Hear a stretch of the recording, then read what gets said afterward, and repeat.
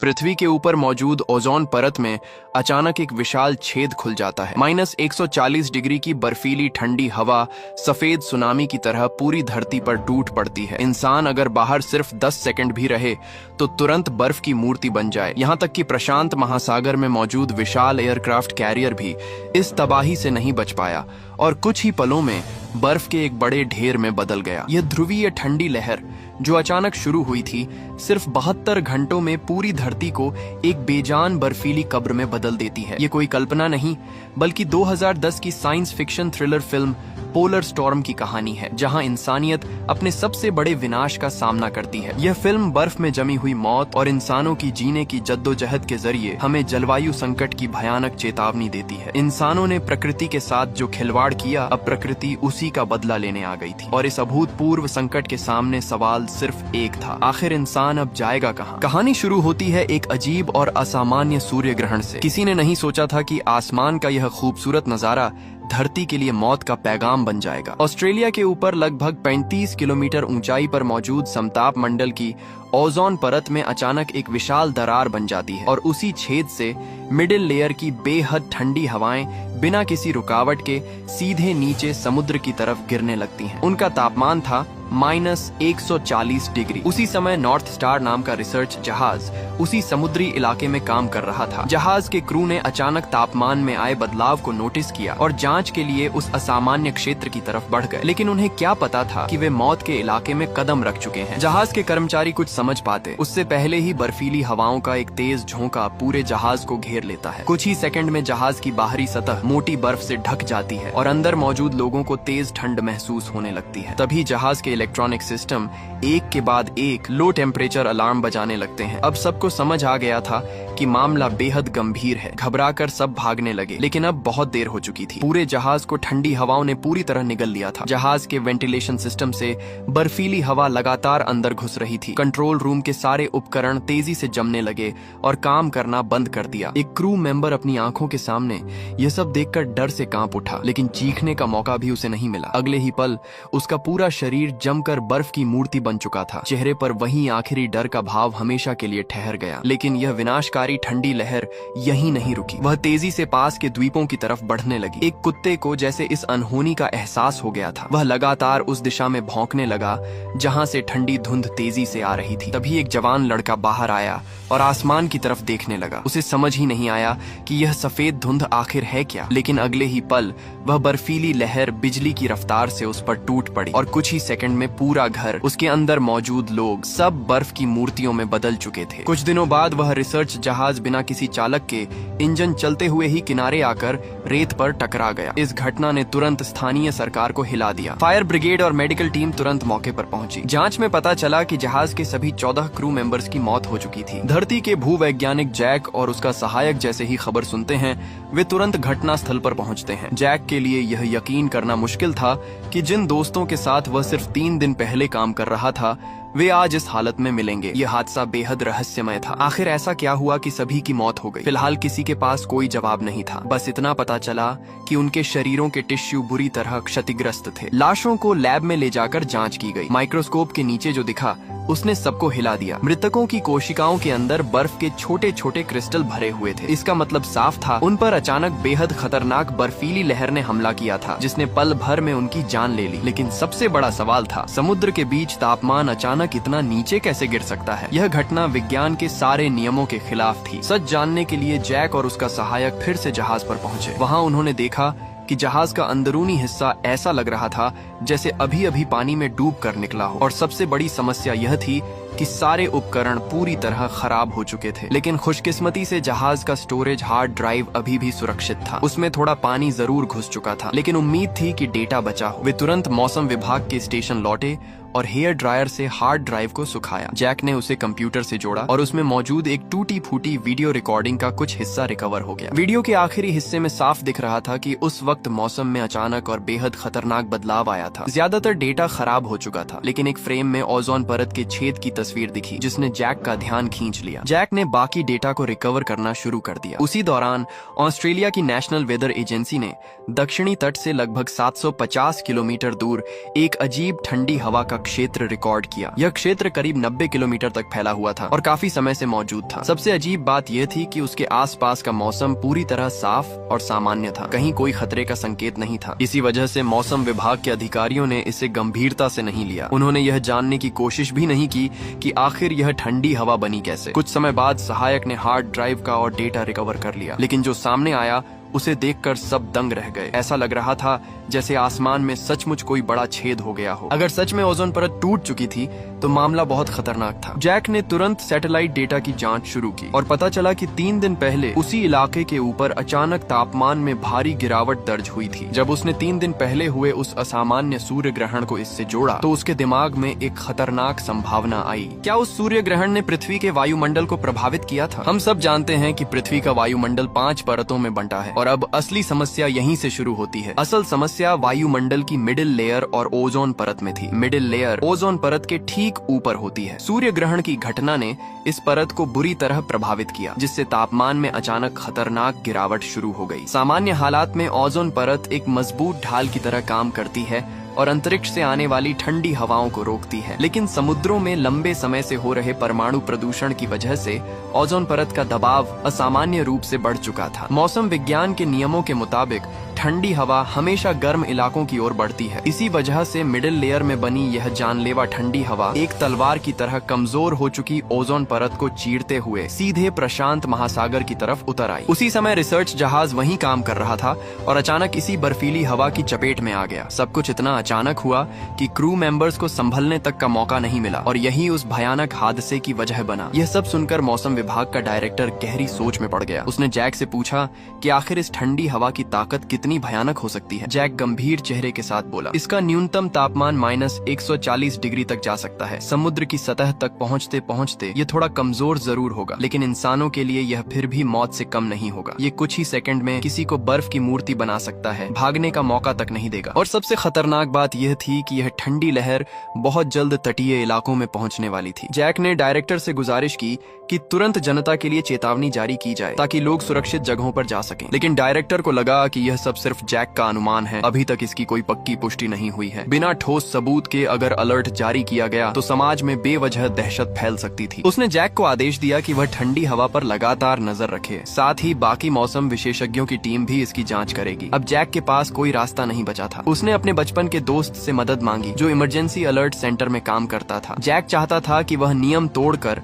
लोगों को ठंडी लहर की चेतावनी जारी कर दे ताकि लोग पहले से तैयारी कर सकें, लेकिन उसका दोस्त अपनी नौकरी को लेकर डरा हुआ था। उसने साफ कह दिया कि सिर्फ थ्योरी के आधार पर वह ऐसा जोखिम नहीं उठा सकता। जब तक पक्के सबूत न हो वह कोई कदम नहीं उठाएगा। जैक पिछले 20 सालों से मौसम विज्ञान का अध्ययन कर रहा था। वह जानता था कि ऐसी ठंडी लहर कितनी तेजी से हमला करती है। उसके पास सबूत इकट्ठा करने का समय नहीं था। अगर उसका अनुमान सही निकला तो बाद में लोगों को चेतावनी देना बेकार हो जाएगा। अब जैक ने सबसे पहले अपने परिवार की सुरक्षा के बारे में सोचा। उसने तुरंत अपनी पत्नी को फोन किया और इस जानलेवा खतरे के बारे में बताया। उसने कहा कि वह अपने माता पिता को लेकर तुरंत उसकी लैब में पहुंच जाए क्योंकि वही सबसे सुरक्षित जगह थी। उसकी पत्नी ने बिना देर किए तुरंत अपने माता पिता के घर जाने का फैसला किया। उधर जैक अपनी बेटी को स्कूल से लेने निकल पड़ा, लेकिन जब वह स्कूल पहुंचा तो पता चला कि उसकी बेटी पहले ही जा चुकी थी। उसके दोस्तों से उसे मालूम हुआ कि वह अपने 2 दोस्तों के साथ समुद्र किनारे सर्फिंग करने गई है। यह सुनते ही जैक के पैरों तले जमीन खिसक गई। हालात बेहद गंभीर थे। वह तुरंत कार मोड़कर बीच की तरफ निकल पड़ा। रास्ते भर वह बार बार बेटी को फोन करता रहा, लेकिन बेटी अपने माता पिता के हालिया तलाक की वजह से पिता से नाराज थी। वह हर बार उसका कॉल काट देती। तभी जैक के सहायक का फोन आया। उसने और भी बुरी खबर दी। वह ठंडी लहर सिर्फ 1 घंटे में तट से टकराने वाली थी और सबसे पहले उसी बीच पर पहुंचेगी जहां जैक की बेटी मौजूद थी। संयोग से जैक भी उस बीच से ठीक 1 घंटे की दूरी पर था। अब उसके पास बस एक ही रास्ता था, जितनी तेज हो सके वहां पहुंचना। उसने कार की रफ्तार और बढ़ा दी। उधर समुद्र किनारे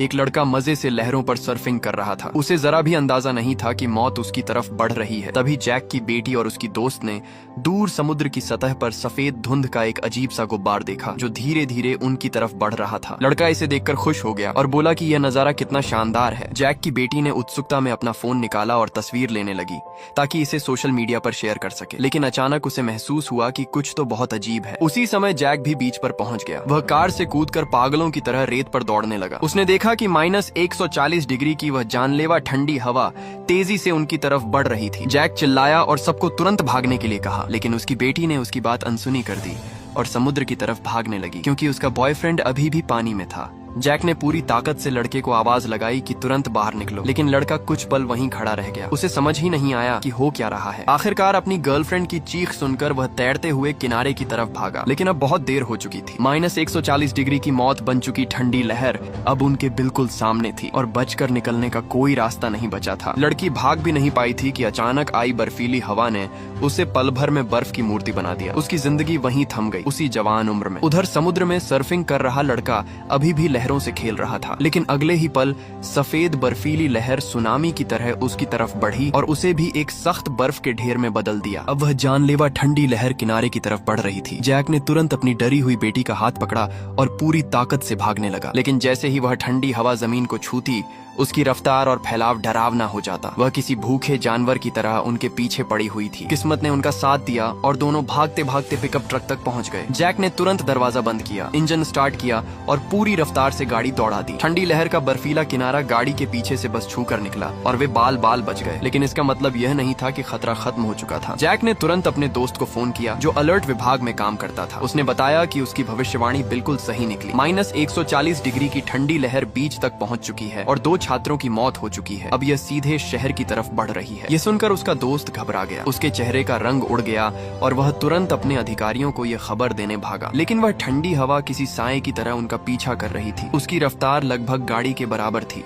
उधर जैक की पत्नी अपने माता पिता को लेकर घर पहुंच चुकी थी। तभी जैक का फिर फोन आया। जैक ने बताया कि हालात उम्मीद से ज्यादा खराब हैं। ठंडी लहर बहुत तेजी से बढ़ रही है और अब लैब तक पहुंचने वाला रास्ता पूरी तरह बंद हो चुका है। अब जैक के पास कोई और विकल्प नहीं था। उसने पत्नी से कहा कि घर में ही रहो, जितने गर्म कपड़े पहन सकती हो पहन लो और किसी भी हालत में बाहर मत निकलना। अब यह कहना मुश्किल था कि वे इस संकट से बच पाएंगे या नहीं। जैक की बेटी अपने दोस्तों की मौत अपनी आंखों से देख चुकी थी। वह कांपती हुई अपने पिता से पूछती है, अब हम कहाँ जाएंगे? जैक ने सिर्फ इतना कहा, मैं तुम्हें बचाऊंगा। ये छोटा सा जवाब, लेकिन एक पिता के प्यार और जिम्मेदारी की ताकत को दिखाने के लिए काफी था। कुछ ही देर में राष्ट्रीय मौसम विभाग को भी पूरी सच्चाई का पता चल गया। अब उन्हें समझ आ चुका था कि हालात बेहद गंभीर हैं। उन्होंने तुरंत देश भर के टीवी चैनलों से संपर्क किया और पूरे देश में इमरजेंसी कोल्ड वेव अलर्ट जारी कर दिया। यह अब तक का सबसे बड़ा मौसम संबंधी चेतावनी संदेश था। मौसम विभाग के डायरेक्टर को भी आखिरकार मानना पड़ा कि जैक सही था। ठंडी लहर की सच्चाई अब साबित हो चुकी थी। तुरंत एक इमरजेंसी मीटिंग बुलाई गई ताकि इस खतरे से निपटने की योजना बनाई जा सके। डायरेक्टर की सचिव ने धीरे से सुझाव दिया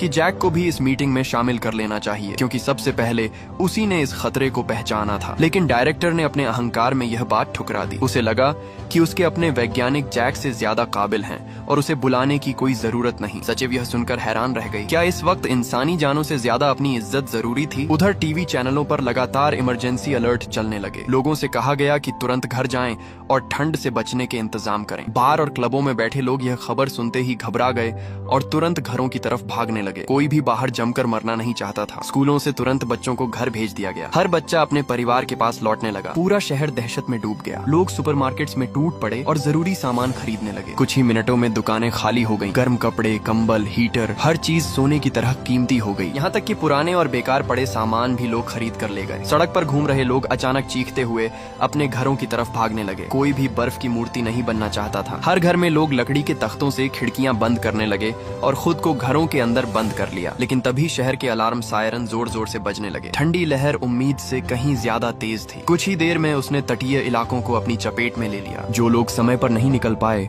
वे घबराकर इधर उधर भागने लगे, लेकिन छिपने की कोई जगह नहीं थी। जैसे ही ठंडी हवा ने शहर को छुआ, ऊंची ऊंची इमारतें पलक झपकते ही बर्फ में जम गईं और कुछ ही पलों बाद वे टूटकर जमीन पर गिरने लगीं, जिससे भयानक विस्फोट हुए। यह दृश्य साफ दिखा रहा था कि प्रकृति के गुस्से के सामने इंसान कितना कमजोर है। ठंडी लहर की रफ्तार लोगों की कल्पना से कहीं ज्यादा तेज थी। कई लोग जो अभी अभी बाजार से सामान खरीद कर निकले थे, घर तक पहुंच भी नहीं पाए थे कि मौत जैसी ठंडी हवा उनके पीछे पहुंच गई। लोग सड़क किनारे दुकानों के शीशे पीट पीट कर अंदर आने की गुहार लगाने लगे, लेकिन दुकान की मालकिन डर गई। अगर वह दरवाजा खोलती तो ठंडी हवा अंदर घुस सकती थी, इसलिए वह मजबूरी में दरवाजा बंद रखती रही और बाहर खड़े लोगों को अपनी आंखों के सामने जमते हुए देखती रही। ये बर्फीली आपदा सिर्फ लोगों की जान नहीं ले रही थी, बल्कि हमारी तैयारियों की कमजोरियां भी उजागर कर रही थी। देर से मिली चेतावनी, अधिकारियों का घमंड और आम लोगों की लापरवाही, यही सब इस त्रासदी को और भयानक बना रहे थे। जब असली आपदा सामने आती है तब सवाल यही होता है, क्या हम सच में तैयार हैं? शायद ये सवाल खुद उस ठंडी लहर से भी ज्यादा खतरनाक था। आखिर में दुकान की मालकिन ने खुद को शांत करने के लिए शराब का एक घूंट लिया, लेकिन तभी ठंडी हवा दरवाजे की छोटी सी दरार से अंदर घुस आई। इससे साफ था कि घर के अंदर रहना भी पूरी तरह सुरक्षित नहीं था, लेकिन बाहर रहना तो सीधी मौत थी। कुछ ही पलों में वह भी उस बर्फीली लहर का शिकार बन गई। एक माँ जो अपने बच्चे के साथ थी, इस सच्चाई को मानने को तैयार नहीं थी। उसने सुरक्षित बेसमेंट में छिपने के बजाय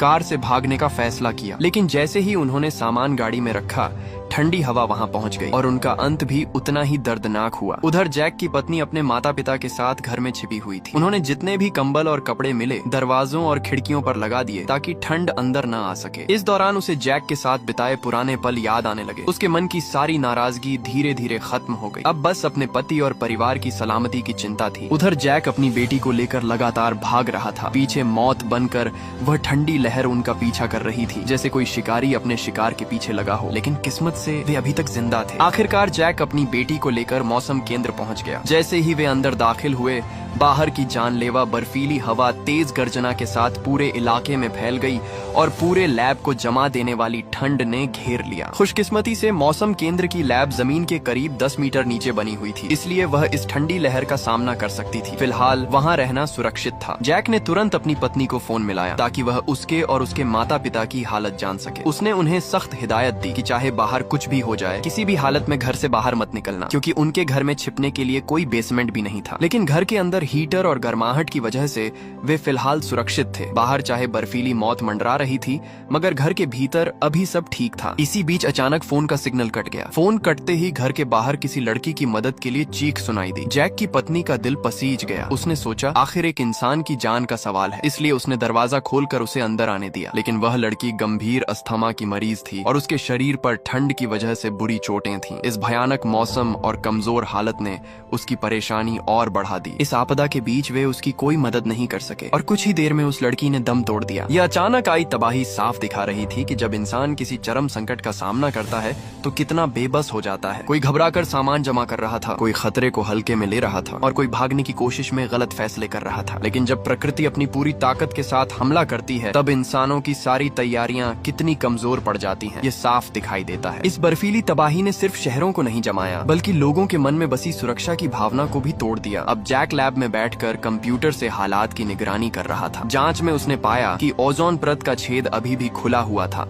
और वहीं से लगातार बर्फीली हवाएं धरती की तरफ उतर रही थीं। अगर जल्द ही इस छेद को बंद नहीं किया गया तो कुछ ही दिनों में पूरी धरती एक नए हिमयुग में बदल सकती थी। लेकिन तभी जैक के दिमाग में एक उपाय आया। उसने तुरंत मौसम विभाग के डायरेक्टर को फोन किया और अपना समाधान बताने की कोशिश की। लेकिन घमंडी डायरेक्टर ने उसकी बात पूरी सुने बिना ही कह दिया, तुम बस अपनी पत्नी और बच्चों की चिंता करो, हमारी टीम के पास इससे निपटने का बेहतर प्लान है। उनका प्लान था ठंडी हवा के केंद्र में 300 बड़े गुब्बारे भेजे जाएं, जिनमें खास केमिकल भरे हों। जब ये गुब्बारे तय ऊंचाई तक पहुंच जाएं, तब लड़ाकू विमान मिसाइलों से उन्हें उड़ा देंगे। विस्फोट से पैदा हुई गर्मी ठंडी हवा से टकराएगी और उसे रोक देगी। सुनने में यह योजना काफी ताकतवर लग रही थी, लेकिन जैक ने तुरंत इसका विरोध किया। उसका कहना था कि यह तरीका बेकार है। प्रकृति से सीधी लड़ाई लड़ना सिर्फ हालात को और बिगाड़ेगा। उसके मुताबिक असली समाधान सिर्फ एक था, ओजोन परत के टूटे हिस्से को ठीक करना, क्योंकि जब तक जड़ को ठीक नहीं किया जाएगा, ठंडी हवाएं आती रहेंगी। अगर उन्हें सिर्फ कुछ समय के लिए रोका गया तो जमा हुई ठंड बाद में और ज्यादा भयानक रूप में वापस आएगी। यानी खतरा खत्म नहीं होगा, बल्कि और बड़ा हो जाएगा। लेकिन डायरेक्टर अब जैक की बात सुनने के मूड में नहीं था। उसे अपनी टीम पर ज्यादा भरोसा था। आखिर वे देश के सबसे बड़े वैज्ञानिक थे और यह योजना सबने मिलकर बनाई थी। उसे यकीन था कि इसमें कोई गलती नहीं हो सकती। यह हालात बिल्कुल वैसे ही थे जैसे असल जिंदगी में संकट आने पर इंसान के सामने दो रास्ते होते हैं। एक, जल्दी से ऊपर समाधान ढूंढ लो। दूसरा, समय लेकर जड़ तक पहुंचो और असली समस्या खत्म करो। डायरेक्टर का तरीका तेज जरूर था, लेकिन खतरनाक भी, जबकि जैक का रास्ता मुश्किल और धीमा था, मगर स्थायी समाधान की ओर जाता था। लेकिन सच्चाई यही है कि ज्यादातर लोग जल्दी वाले रास्ते को चुनते हैं। हम अक्सर सामने लगी आग बुझाने में लगे रहते हैं, लेकिन यह नहीं सोचते कि आग लगी कैसे। जैक इस वक्त खुद को पूरी तरह बेबस महसूस कर रहा था। वह सिर्फ अपनी सहायक को लगातार ठंडी हवा की निगरानी करने के लिए कह सकता था। उधर डायरेक्टर ने सेना से संपर्क कर लिया और अपनी योजना को लागू करने की तैयारी शुरू कर दी। इरादा साफ था, गुब्बारों और विस्फोटों के जरिए इस ठंडी लहर को कृत्रिम तरीके से रोकना। लेकिन प्रकृति इंसानों की योजनाओं से नहीं चलती। योजना पूरी तरह लागू भी नहीं हुई थी कि जैक की सहायक ने कंप्यूटर पर कुछ डरावना देखा। ठंडी हवा की रफ्तार अचानक फिर बढ़ गई थी और वह दूसरी हवा की एक शक्तिशाली धारा से टकरा गई थी। इस टक्कर के बाद प्रशांत महासागर के ऊपर उसका रास्ता बदल गया और अब वह सिर्फ एक शहर या देश नहीं बल्कि पूरी दुनिया की तरफ फैलने लगी थी। एक नई और कहीं ज्यादा खतरनाक आपदा शुरू हो चुकी थी। पोलर स्टॉर्म की यह कहानी सिर्फ एक काल्पनिक आपदा नहीं दिखाती, ये हर इंसान से एक सवाल पूछती है, अगर कल सच में ऐसा जलवायु संकट आया तो क्या हम उसके लिए तैयार होंगे? -140 डिग्री की बर्फीली लहर अब पूरी दुनिया में फैल चुकी थी। इसका पहला शिकार बना टोक्यो। उस वक्त वहाँ गहरी रात थी। लोग अपने घरों में चैन की नींद सो रहे थे। उन्हें जरा भी अंदाजा नहीं था कि मौत उनके दरवाजे तक पहुँच चुकी है और देखते ही देखते पूरा शहर नींद में ही हमेशा के लिए जम गया। इसके बाद यह ठंडी लहर अचानक लंबी छलांग लगाकर सीधे लंदन पहुंची। सुबह का व्यस्त समय था, लोग अपने कामों में लगे हुए थे।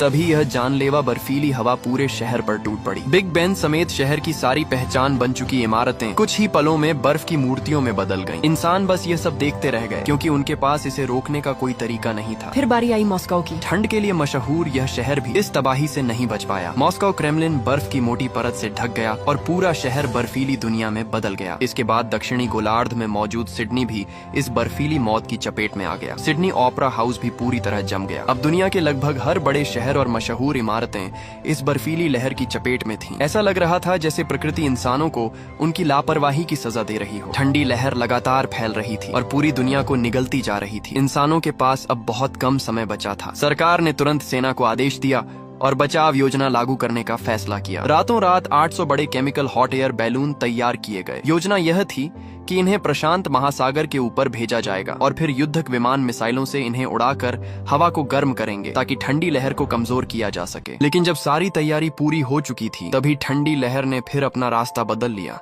अब सिर्फ 1 घंटे में वह सैन्य बेस तक पहुंचने वाली थी। मौसम विभाग ने तुरंत सेना को सूचना दी और कहा कि बिना देर किए बैलून लॉन्च कर दिए जाएं। कुछ ही देर में सारे 800 केमिकल बैलून आसमान में भेज दिए गए। वहीं युद्धक विमान भी टेक ऑफ कर चुके थे ताकि तय ऊंचाई पर पहुंचकर उन्हें उड़ा सकें। लेकिन तभी कुछ ऐसा हुआ जिसकी किसी ने कल्पना नहीं की थी। जैसे ही विमान उड़े, बर्फीली लहर अचानक उनकी ओर मुड़ गई। ऐसा लग रहा था जैसे उसे इंसानों की योजना का पता चल गया हो। वह सीधी एयरक्राफ्ट कैरियर की तरफ बढ़ी। जहाज पर मौजूद सैनिक डर के मारे भागने लगे, लेकिन समुद्र के बीच भागकर जाते भी कहां। जिस एयरक्राफ्ट कैरियर को दुनिया की सबसे ताकतवर सैन्य मशीन माना जाता था, वह भी प्रकृति के सामने टिक नहीं पाया। कुछ ही सेकंड में पूरा जहाज बर्फ का विशाल ढेर बन गया। उधर मौसम विभाग के डायरेक्टर की सचिव को डर था कि यह मिशन फेल हो सकता है, इसलिए उसने चुपके से बैलून में इस्तेमाल किए जा रहे केमिकल्स की जानकारी जैक को भेज दी। अब पूरी दुनिया बर्फ में बदलने के कगार पर थी और सारी उम्मीदें अब इन आखिरी लड़ाकू विमानों पर टिकी थी। जब सारे बैलून अपनी तय ऊंचाई तक पहुंच गए, तब लड़ाकू विमान भी ठंडी लहर के केंद्र तक पहुंच गए। पायलट ने बिना देर किए मिसाइल लॉन्च कर दी। कुछ ही सेकंड बाद एक जबरदस्त धमाका हुआ। सैकड़ों केमिकल बैलून एक साथ फट पड़े। कुछ पलों के लिए सबकी नजरें स्क्रीन पर टिक गईं। अगर यह मिशन फेल हुआ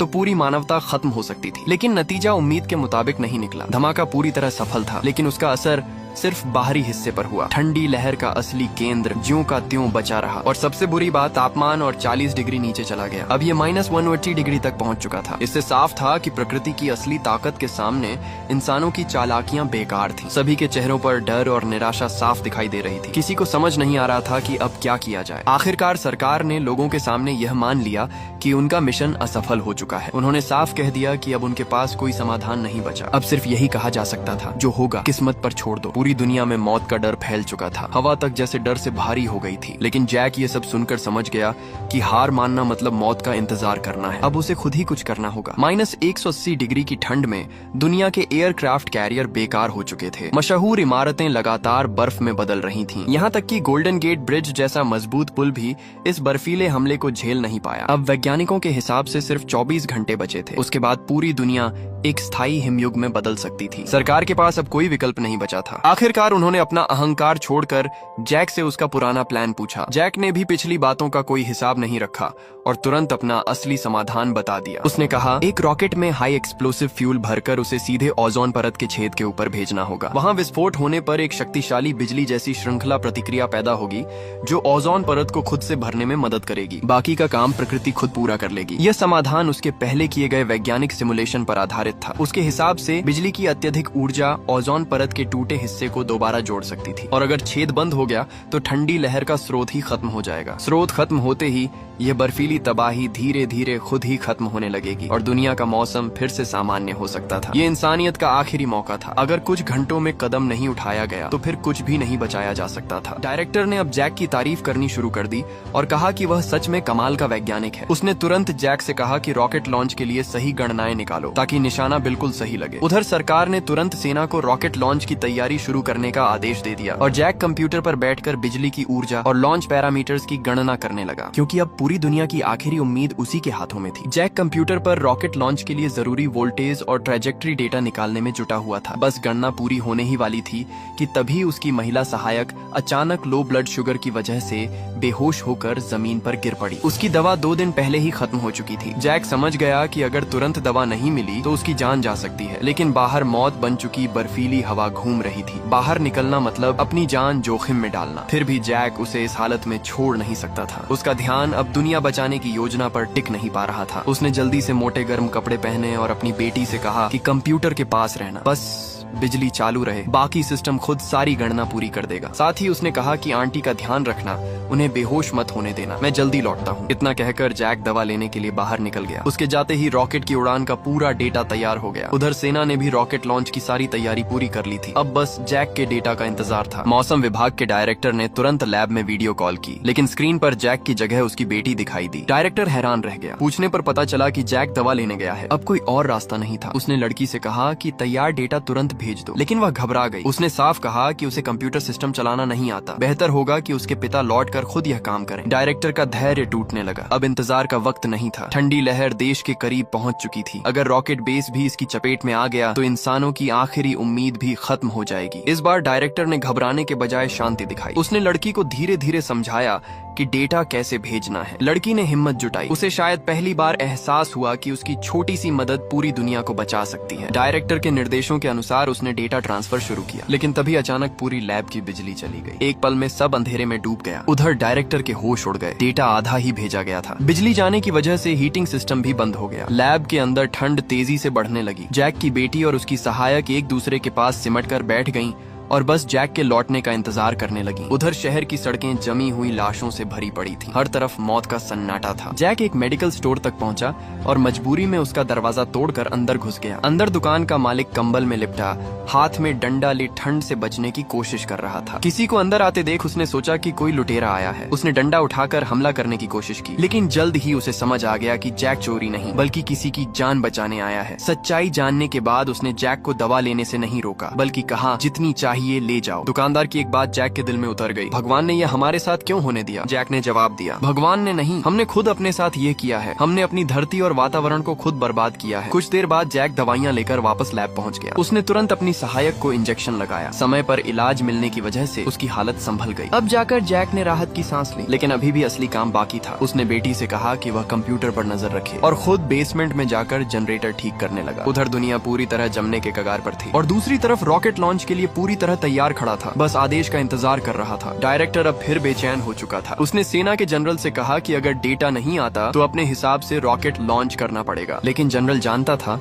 कि गलत लॉन्च का मतलब पूरी दुनिया की आखिरी उम्मीद खत्म होना होगा। उसने साफ कहा, अगर आधे घंटे में सही डेटा नहीं मिला तो ठंडी लहर लॉन्च बेस तक पहुंच जाएगी और फिर सब खत्म हो जाएगा। अब पूरी दुनिया मौत के मुहाने पर खड़ी थी। ठंडी लहर लगातार पूरी धरती को निगल रही थी। इंसानों के पास अब आखिरी कुछ घंटे ही बचे थे। उसी समय जैक ने पूरी ताकत लगाकर जनरेटर ठीक कर दिया। कुछ ही सेकंड में लैब की बिजली वापस आ गई। हीटिंग सिस्टम दोबारा चालू हो गया और लैब में बैठे दोनों को थोड़ी राहत मिली। जैक ने तुरंत कंप्यूटर चालू किया। खुशकिस्मती से बिजली कटने के बावजूद डेटा सुरक्षित था। सिस्टम ने उसे ऑटोमेटिक बैकअप में बचा लिया था। जैक ने राहत की सांस ली और तुरंत पूरा डेटा डायरेक्टर को भेज दिया। डायरेक्टर ने बिना देर किए उसे सेना के कंट्रोल सेंटर में पहुंचा दिया और अगले ही पल 3 शक्तिशाली रॉकेट लॉन्च किए गए। वे सीधे ओजोन परत के उस विशाल छेद की तरफ बढ़ रहे थे। करीब आधे घंटे में वे अपने लक्ष्य तक पहुंचने वाले थे। कंट्रोल रूम में मौजूद हर इंसान सांस रोके स्क्रीन को देख रहा था। रॉकेट तेजी से वायुमंडल को पार करके अंतरिक्ष में पहुंचे और तय रास्ते पर आगे बढ़ने लगे। काउंटडाउन शुरू हो चुका था। 15 सेकंड, 10 सेकंड, 5 सेकंड